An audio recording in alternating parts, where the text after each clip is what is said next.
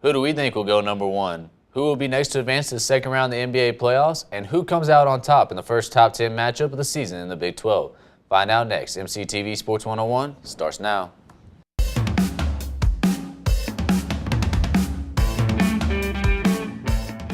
Hey there, sports fans. Welcome to MCTV Sports 101. I'm Kyle Stafford. And I'm Billy Ingle. The 2017 NFL Draft is finally here. Kyle, what are you expecting to happen in the first round?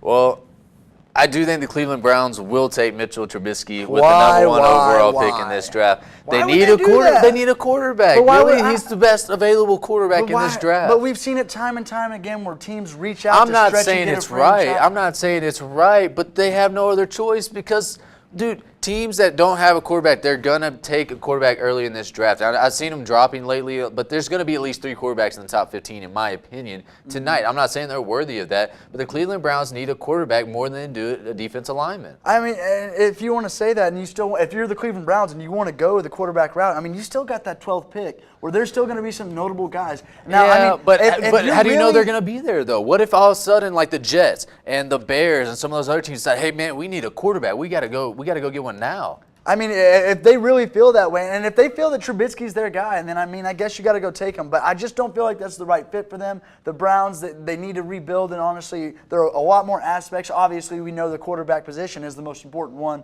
on the field. But whenever y'all look at Myles Garrett, and you see a guy, even with all the questions that Booger McFarland had and other people that have, and his physicality, Warren Sapp came out and made his worries known too. But the thing is with Myles Garrett, he's a plug-and-play guy. You put him in, he's first round, you know he's going to come in, he's going to produce. Whether or not he is a superstar Hall of Famer that, some think he might be or whatever, all this upside that he has, he can come in day one and start making plays for you on that field. And Trubisky, this is a guy that you're going to have to... Yeah, but Trubisky could, too. I mean, but at that time, you run the risk of breaking Garrett him. might have more impact in his first year, but long-term, who's going to be better? I mean, if Trubisky turns out to be a franchise quarterback, I mean, Cleveland already has some defenders. I mean, they got Jamie Collins to sign in the offseason to sign a long deal with him. So, I mean, they have some defensive players. And really, that's kind of like getting a first-round pick and Jamie Collins and getting him to sign after he was traded. So, I'm okay with them taking Trubisky. I'm okay with them taking Myles Garrett. I mean, at the same time, I mean, they're the number 1 pick for a reason. And but they did stockpile some picks. Like you said, they could wait till 12, and I think that would be the smart move if they win. I'm not even saying Myles Garrett has to be number 1 pick. There's a lot of good defenders in this draft that they could go ahead and take number 1. But just moving on, real quick, Cowboys. Do you have someone that you're looking for them to take tonight? I mean, not overall, glaring. We've got a lot of secondary needs. We really need an edge rusher. So there's 2 guys. I mean, Charles Harris, the DN from Mizzou. Yeah, he could be great big for talent us. Right there. He could come in and really make an impact. But another cornerback that I'm looking at is Quincey Wilson from Florida. He's really aggressive style corner. Really can come down and make some tackles. There's some other guys out there that we're expected to take, and Adoree Jackson from USC. Also, I think could be a good player. But obviously with the Cowboys, we just got to attack that defense, and we really got to hit it hard this draft.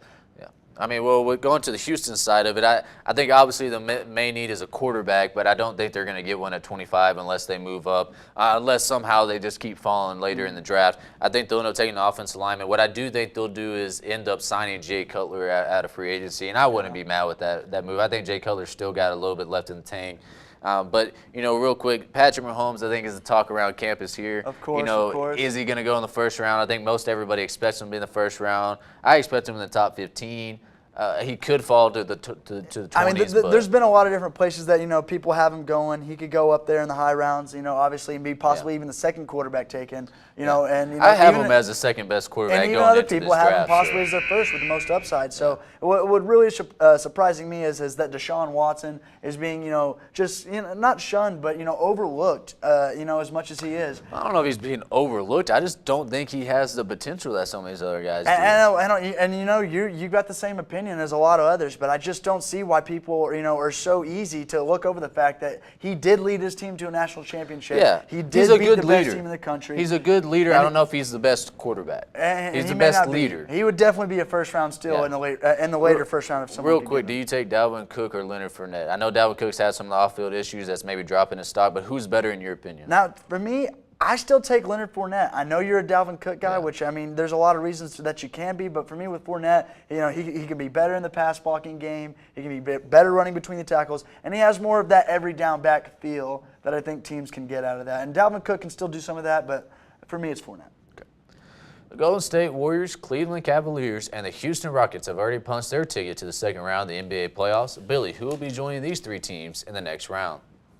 Well, honestly, a lot of these ones have been a lot closer than I anticipated. Yeah. The ones that I did expect to be close are, Utah, the Clippers. That's been pretty close. It's been a good Toronto, series so Milwaukee. That's also been another good series.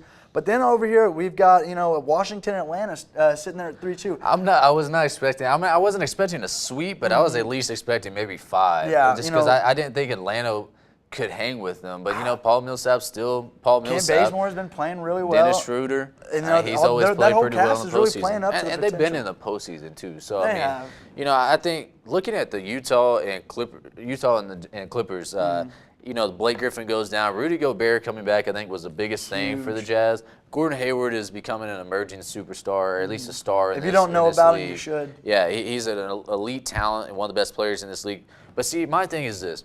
Chris Paul averaging 27 points a game and 10.4 assists. Why doesn't he do this when they're healthy? Because let me tell you, if he scores like he does right now and still gets those numbers, Chris Paul and the Clippers could win a championship, but he doesn't do it enough. And that's been his thing, kind of his stigma around his whole career, is whenever he gets to the playoffs, he just doesn't really ever step up to the plate. He gets bad luck. Passing, he just wants to pass first. And he does. And but that's good, but he's got to learn to score. Realize his role on the team is that whenever they need – DeAndre Jordan is not a scorer. Blake Griffin is, somewhat of a scorer. But they can't take over like Chris Paul can. Exactly. Chris Paul is the one who makes things happen, and you got to believe that this has got to hurt his status in the NBA and his career even. The fact that he's just not able to get out of the first round of the playoffs. So do you think Utah wins that series? I think now with Blake Griffin going out, Utah has to win it. So Utah goes in. You think Washington's in? I think Washington in. I think San Antonio ends up beating Memphis, although Memphis is giving them trouble. I think Toronto ends up taking out Milwaukee. And this other one, Boston coming back on Chicago. They went down 0-2 early and were able to get those two wins back in Chicago. They're going to back. I think they'll be able to finish this one out. I agree with those. Texas Tech and TCU will collide this weekend in Lubbock for one of the biggest matchups in college baseball this season. Both teams are in the top 10 and competing for the Big 12 crown. Kyle, who comes on top this weekend? Well, I'll give the edge to Texas Tech because they are at home. I think Texas Tech's one of the best teams in the country at home. They're 17-4. TCU, I guess if they had one bad spot, they are 8-5 away. They haven't played very many road games. I mean, that's still a pretty good record. Yeah. I think Texas Tech is supposed to get Davis Martin back this weekend, which is going to be huge for them. It's amazing that they're still in competition for a Big 12 title without having really a Friday starter the entire conference besides the Texas series.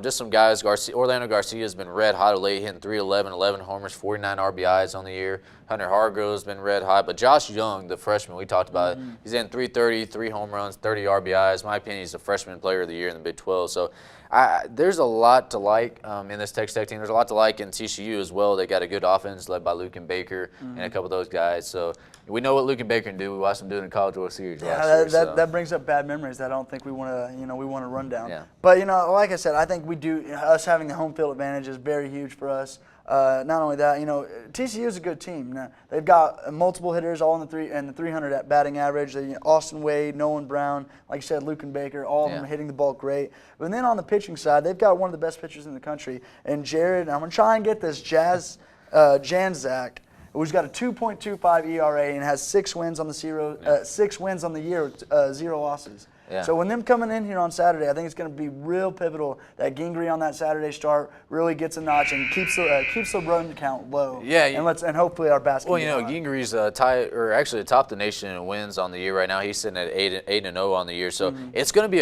especially if Davis Martin's back. I don't know how much he can pitch right now just because it's been a while. We'll see if they've got him on some type of restriction or limit. But I think having Gingrey back, and Ryan Shedder pitched his best game I've seen him pitch since they played LSU back in the Shriners Classic. So even though they lost that series last week, and there was a lot of positives that come out of that effort, especially pitching-wise, there is a concern with the bullpen. The bullpen has been roughed up, especially after giving up was it like 30-plus runs this weekend or this past week in 2 games against New Mexico. So there's a little bit to worry about. But real quick, we'll go into it. Zach Smith declares for the NBA draft. He didn't go with an agent, so technically he can return. You think he'll come back? No, I think he will come back. Yeah. I think it's definitely the smartest move for him too. He's still a developing player. Now I think there would be some interest in the NBA were he to go to the draft and actually pursue that. But I think his best decision, and ultimately the decision that will happen, is that he returns to the school. I think he's just testing the waters right now. Yeah. Well, that's our show for this week's edition of MCTV Sports 101. Join us next week for the latest big name stories in sports. I'm Kyle Stafford. And I'm Billy Ingle. Till next time.